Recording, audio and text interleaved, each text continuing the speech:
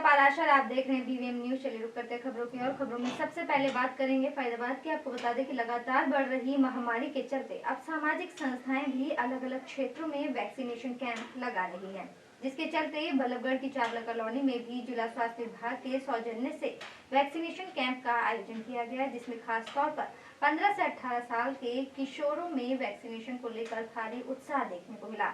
अपने बच्चों को वैक्सीनेशन सेंटर पर ले जाकर वैक्सीनेट करवाया जा रहा है। अभिभावक भी इस बात से संतुष्ट नजर आ रहे हैं।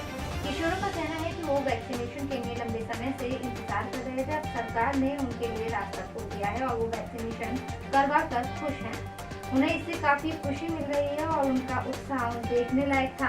किशोरों का कहना है कि वो वैक्सीनेशन के लिए लंबे समय से इंतजार कर रहे थे। अब सरकार ने उनके लिए रास्ता खोल दिया है और वो वैक्सीनेशन करवा कर खुश हैं। कैंप में ज्यादातर किशोर बड़े उत्साह के साथ वैक्सीनेशन लगवाने आए हैं और इन किशोरों का कहना है कि वो लंबे समय से वैक्सीनेशन का इंतजार कर रहे थे। अब उन्होंने भी वैक्सीनेशन लगवा ली है। अब वो अपने आप को सुरक्षित महसूस करें। वही अभिभावक भी अपने बच्चों को वैक्सीनेशन करवा कर संतुष्ट मिलता है। वहीं वैक्सीनेशन कैंप की इंचार्ज सोनिया ने बताया कि तमाम किशोर बड़े उत्साह और मन से वैक्सीनेशन को लगवा रहे हैं और यहाँ पर आकर अपना वैक्सीनेशन पूरा करवा रहे हैं। बच्ची को वैक्सीन लगवाने पहुंचे हैं आप, बीइंग अभिभावक पेरेंट्स, क्या कहेंगे आप? बहुत बढ़िया जी, हम तो काफ़ी टाइम से इंतजार कर रहे थे कि वैक्सीन लगे और वैक्सीन लगी हमारी गुड़िया को और बहुत बढ़िया रिस्पॉन्स मिल रहा है और हम भी चाहें सभी पेरेंट्स को ज़्यादा से ज़्यादा लगवाएं। ठीक है। और मैं आदर्श नगर बल्लभगढ़ से हूँ। वैक्सीन लगी है, लग गई आपके वैक्सीन? वैक्सीन लग गई, बहुत टाइम से वेट कर रहा था मैं वैक्सीन का, पर अब लग गया, थोड़ा अच्छा फील हो रहा है। अब ये बीमारी का कोई डर नहीं है, अच्छी बात है। बीमारी का डर तो था हाँ जी सबको, हाँ, लेकिन अब आपके वैक्सीन लग गई है तो वो डर खत्म हो गया। खत्म, बिल्कुल जी। ठीक है, वैक्सीन लग गई है तो कैसा महसूस कर रहे हो आप? अच्छा महसूस कर रहा हूँ कि वैक्सीन कब तक लगेगी, अब लग गई है, अब अच्छा फील हो रहा है। तो डर जो था कोरोना का, अब डर कुछ कम हुआ है या फिर नहीं? अब वैसे तो कम हुआ है डर थोड़ा बहुत, और दूसरी डोज भी लगानी है वैसे, और फिर हो जाएगी। ठीक। सोनिया जी, अपना किशोर और किशोरियों को इंजेक्शन लग रहे हैं, वैक्सीन लग रही है, माना जाए तो कैसा उत्साह दिख रहा है किशोर और किशोरियों में? बहुत उत्साहित होकर आ रहे हैं और पूरी मतलब मन से लगवाने के लिए पूरी खुशी खुशी आ रहे हैं अपने आप से। इनको कोई दिक्कत भी होनी है क्या वैक्सीन लग रही है? नहीं, इनको कोई दिक्कत नहीं होगी। मतलब कि ये उनके हित के लिए है, ये माना जाए? हाँ जी, उनको इन्फेक्शन से बचाएगा ये। चलिए रुक करेंगे अगली खबर की ओर। तिगांव क्षेत्र के गांव तिलपत में निःशुल्क रोजगार मेले का आयोजन किया गया। इस अवसर पर तिगांव से बीजेपी के विधायक राजेश नागर ने रिबन काट कर मेले का शुभारंभ किया। विधायक राजेश नागर ने बताया कि कोरोना जैसी महामारी के चलते क्षेत्र का कोई भी व्यक्ति बेरोजगार न हो, इसी को ध्यान में रखते हुए लगातार क्षेत्र में निःशुल्क रोजगार मेले का आयोजन किया जा रहा है। इस मेले में करीब सैकड़ों कंपनियां आई हुई हैं और अभी तक सैकड़ों छात्र छात्राओं को नौकरी के लिए सिलेक्ट कर लिया गया है। वहीं रोजगार मेले में पहुंची एक छात्रा ने बताया कि इस तरह का मेला लगना विधायक का सराहनीय कदम है। काफी लंबे समय के संघर्ष के बाद उन्हें यहां पर नौकरी के लिए सिलेक्ट कर लिया गया है। जॉब लगने के बाद छात्रा ने इस तरह के कार्य के लिए विधायक का धन्यवाद भी किया। यहाँ पर विधायक ने रिबन काट कर रोजगार मेले का शुभारंभ किया। हजारों युवाओं को यहाँ पर नौकरी देने का लक्ष्य रखा गया है। अच्छा, तो कैसा लग रहा है आपको, क्या कहोगे? तो विधायक जी ने आपको जॉब प्रोवाइड कराई है, क्या कहोगे? दर्शकों को क्या कहोगे? बहुत अच्छा लग रहा है। कोई संदेश नहीं दोगे कि विधायक जी ने जॉब दे दी? कोई बात मन में आ रही हो? मन में नहीं, अच्छा लग रहा है बहुत, बस थैंक यू, इनका बहुत बहुत शुक्रिया। जॉब इतनी दिन से मिल नहीं, कई जगह लगा चुके हैं और आगे भी लगाते रहेंगे। और हमारे जो भी युवा साथी, हमारे भाई और हमारे जो भी बच्चे बेरोजगार हैं, उनके लिए इस तरह के मेले लगाए जा रहे हैं। और आज भी अभी तक 130 के करीब बच्चों को अपॉइंटमेंट दे दी गई है और 4 बजे तक और भी कुछ बच्चों को 400-500 तक बच्चों को अपॉइंटमेंट दे दी जाएगी। विधायक जी, जो बच्चे रह गए होंगे इस इंटरव्यू में, तो उनका आगे ऐसा मेला? हाँ, उनके लिए इस तरह का जो बच्चे इसमें क्वालिफाई नहीं हो पा रहे हैं या जो उनके हिसाब से अगर जॉब नहीं मिल पा रही है, उनके लिए अलग से हम इस तरह के मेले लगाएंगे जिससे उनको भी जॉब मिल सके। तो आज इस मेले के माध्यम से आप खबर की और फैजाबाद के स्वरूपुर इंडस्ट्रियल एरिया की क्वालिटी फुटवियर इंडस्ट्री नाम की जूता बनाने वाली फैक्ट्री में देर रात भीषण आग लग गई। आग इतनी भयंकर थी कि आसपास के जिलों से भी फायर ब्रिगेड की गाड़ियों को आग बुझाने के लिए बुलाना पड़ा। मौके पर पहुंची पुलिस के मुताबिक 70 से 80 फायर ब्रिगेड की गाड़ियां आग बुझाने के लिए लगी, लेकिन आग पर काफी देर के बाद काबू पाया जा चुका और भीषण आग की लपटें। ये तस्वीरें दिल्ली से सटे फैजाबाद के सरूपुर इंडस्ट्रियल एरिया के एक जूता बनाने वाली फैक्ट्री की है। जूता बनाने वाली कंपनी का नाम क्वालिटी फुटवेयर इंडस्ट्री है और ये इंडस्ट्रियल एरिया के प्लाट नंबर 32 गली नंबर 6 में बनी हुई है। कंपनी में काम करने वाले कर्मचारी के मुताबिक रात में लगभग 10 बजे शॉर्ट सर्किट की वजह से कंपनी की तीसरी मंजिल पर आग लग गई, जिसने देखते ही देखते पूरी फैक्ट्री को घेर लिया और आग लगने के वक्त कंपनी में 3 लोग मौजूद थे, जिन्होंने किसी तरह से कूदकर वहां से अपनी जान बचाई।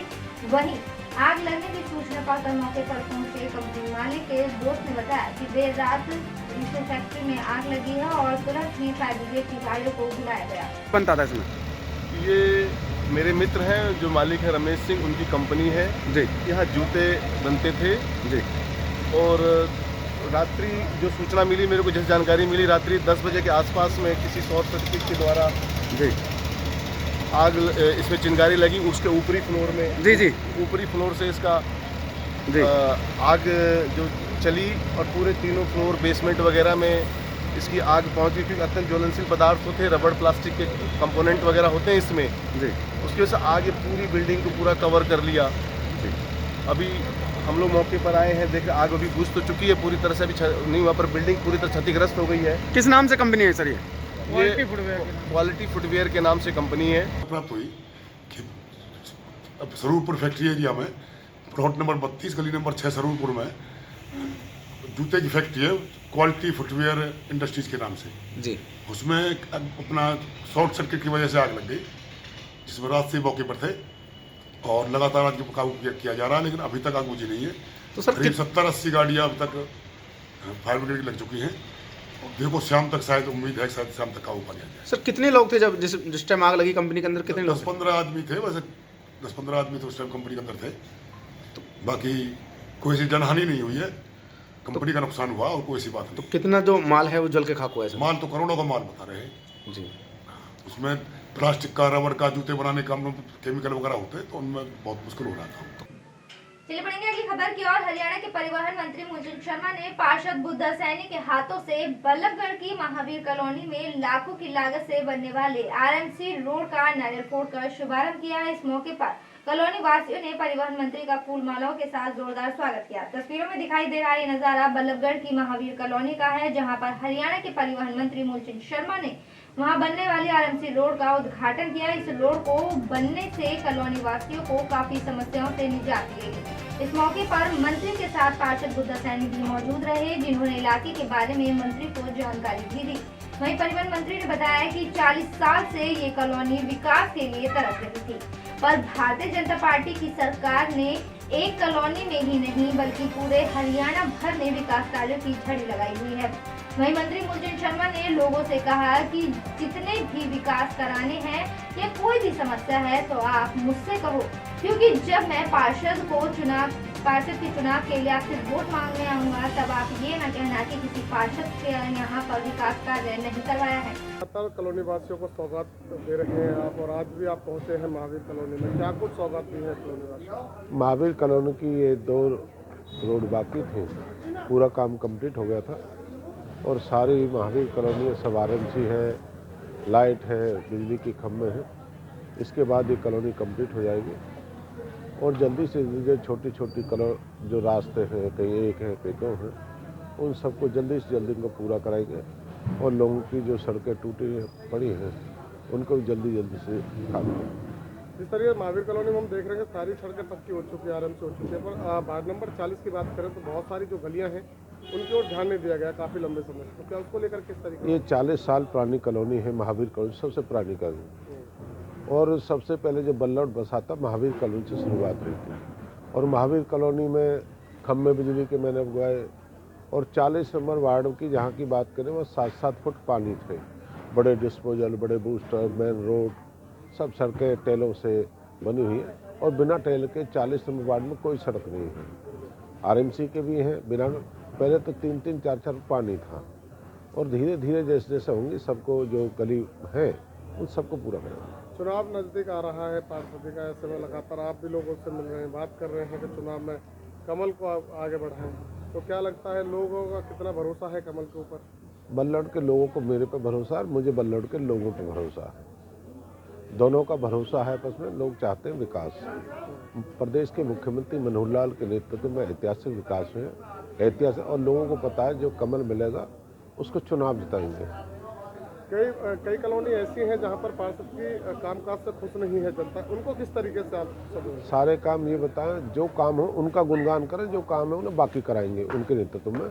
जो पार्षद ने काम करे उनके गुणगान और मनोहर लाल जी के गुणगान, भाई इतना काम हुआ, जो आगे काम की लिस्ट बताए उन्हें पूरा करा देंगे। अगली खबर की ओर, धौली की जमीन को लेकर हरियाणा ब्राह्मण समाज के लोगों ने हरियाणा सरकार के खिलाफ मोर्चा खोल दिया है। ब्राह्मण समाज के लोगों ने प्रदेश सरकार पर ब्राह्मणों का हक न देने का आरोप लगाया है और इसी को लेकर गुरुग्राम के बादशाहपुर में समाज की तरफ से पंचायत का आयोजन किया गया, जिसमें बादली से कांग्रेस विधायक कुलदीप वत्स और फैजाबाद NIT से विधायक नीरज शर्मा भी शामिल हुए।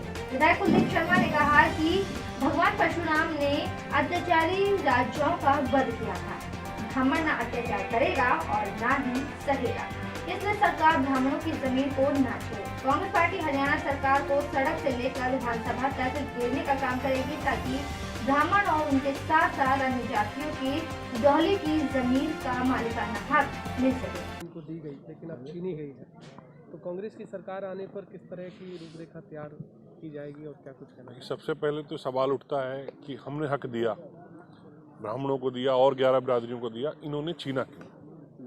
आखिर क्या इस सरकार को गरीब के ऊपर ही वार करनी होती है? जब देना हो तो बड़े बड़े उद्योगपति, किसानों की जमीन देनी हो तो बड़े बड़े उद्योगपति, छीननी हो तो गरीब। आखिर क्यों? इस सरकार की हमेशा जन विरोधी नीति क्यों रहती है? पहले ये किसान कानून लाए, बोलते रहे बड़ा अच्छा है, बड़ा अच्छा है, बड़ा अच्छा है, फिर आके इनके प्रधानमंत्री जी ने, जिसको कि बड़े यशस्वी प्रधानमंत्री बोला करते थे सभी, उन्होंने माफ़ी मांगी। क्यों ऐसा काम करते हैं कि पहले उस काम को करते हैं बाद में माफ़ी मांगते हैं? ब्राह्मण समाज ने आखिर क्या नुकसान किया या गरीब आदमी ने इनका क्या नुकसान किया कि जो इन्होंने आकर के एक तरफ तो ये कमर्शियल ज़मीनें 20 साल के कब्जे पर अलॉट कर रहे हैं, दूसरी तरफ कमर्शियल कर रहे हैं और गरीब आदमी से छीन रहे हैं। क्या कुछ बताया? देखिए, धन्यवाद एक तो मीडिया के सारे साथियों का। आज हमारे सारे साथी भाई जितेंद्र भारद्वाज जी, कुलभूषण भारद्वाज जी, अपने एडवोकेट साहब राहुल भाई और हमारे भोंडेदार धौलीदार मुकरदार इसके चेयरमैन भाई कृष्ण जी, राजवीर जी और हमारे और भी सारे समाज के लोग थे। एक हमारी बहुत पुरानी मांग थी, हजारों साल से हमारे पास ज़मीन थी, जो चौधरी भूपेंद्र सिंह हुड्डा जी ने, हमारे सारे साथी भाई जितेंद्र जी और हम सारे साथियों ने वो 11 बिरादरियों का एक था मालिकाना हक दिया 2011 में। क्या तकलीफ हुई हमारे बीजेपी के आते वो 11 बिरादरियों का, जिसमें ब्राह्मण में एक ब्राह्मण नहीं है, जांगड़ा ब्राह्मण है, प्रजापत है, स्वामी है, यादव भी काफ़ी, सेन समाज, हमारे काफ़ी समाज है, उनको तकलीफ हुई, आते ही उसको हमारे को निश्चित कर दिया। चलिए खबरों में बात करेंगे पलवल की। पलवल से जयपुर चलने वाली रोडवेज की बस पिछले वर्ष कोरोना काल में बंद हो गई थी। अब विभाग ने घाटे से उभरने के लिए दोबारा से इस रूट पर रोडवेज सेवा बहाल की है। आपको बता दें कि बस को सोमवार से शुरू कर दिया जाएगा। हम आपको बता देना चाहते हैं कि कोरोना काल में रोडवेज विभाग की बसों को कई रूटों पर बंद कर दिया गया था। बसों के बंद होने से विभाग को लाखों करोड़ रुपए का नुकसान भी झेलना पड़ा। अब विभाग धीरे धीरे उन रूटों पर फिर से बस सेवा बहाल करने जा रहा है। विभाग ने पलवल से जयपुर जाने वाली बस सेवा को बहाल करने का फैसला लिया है। रूट पर सोमवार से रोडवेज विभाग की बस एक बार फिर से दौड़ने लगेगी। विभाग की तरफ से मिली जानकारी में पता चला है कि जब से पलवल से जयपुर बस सेवा बंद हुई है, उसी दिन से अब तक विभाग को करीब 1 करोड़ रुपए का घाटा पहुंचा है। इसी रूट पर नहीं बल्कि अन्य रूटों पर बंद हुई बस सेवा से भी मोटा घाटा विभाग को झेलना पड़ा है। पलवल रोडवेज बस डिपो ने तैनात ड्यूटी इंस्पेक्टर करण सिंह ने बताया कि कोरोना को देखते हुए पिछले साल सरकार के आदेशों पर पलवल से जयपुर बस सेवा को बंद कर दिया गया था। विभाग ने अब पलवल से जयपुर जाने वाली बस सेवा को बहाल करने का फैसला लिया है। इस रूट पर सोमवार से रोडवेज बस की विभाग की बस एक बार फिर से दौड़ने लगेगी। इस रूट पर विभाग को रोजाना 30 से 35 हजार का मुनाफा होगा। इस रूट पर बस सेवा शुरू होने से निश्चित तौर पर यात्रियों को भी सुविधा मिलेगी। उन्होंने कहा कि जिन लोगों ने वैक्सीनेशन की दोनों डोज लगवा ली है उन्हें ही बस में सफर करने की इजाजत दी जाएगी। इस दौरान विभाग द्वारा कोरोना नियमों का बखूबी से पालन किया जाएगा। की वजह से हमारे यहाँ बंद कर दी गई थी। इस बस को हम सोमवार से दोबारा से चालू करने जा रहे हैं और इस बस का टाइम यहाँ से 5:30 बजे होगा सुबह अर्ली मॉर्निंग और जयपुर से वापसी 12 बजे चलेगी। तो यात्रियों को किस तरह से सुविधा मिलेगी? यात्री की परेशानी की वजह से ही इस गाड़ी को चलाया गया है। आने जाने में जो यात्री जयपुर की तरफ जाएंगे सबको इस गाड़ी का चलने से लाभ होगा। तो कोविड नियमों का किस तरह से पालन किया? कोविड की वजह से हमारे यहाँ पर वैक्सीन के लिए टीम आई हुई है और जो भी यात्री इसमें बैठेगा, जो यात्री यहाँ बैठेगा उसका हम कोविड सर्टिफिकेट चेक करेंगे। तो कितने नुकसान उठाना पड़ा इस बस के बंद होने से? हाँ, 1 साल भर में लगभग हमारी गाड़ी आना जाना 30-35 हज़ार के आसपास इसका आना जाना होता है। तो साल भर में या कोरोना की वजह से हमें ये नुकसान उठाना पड़ा है। मेरे साथ खबरों में फिलहाल इतना ही। आप बने रहिए BVM न्यूज़ के साथ। फिलहाल मुझे दीजिए इजाजत। नमस्कार।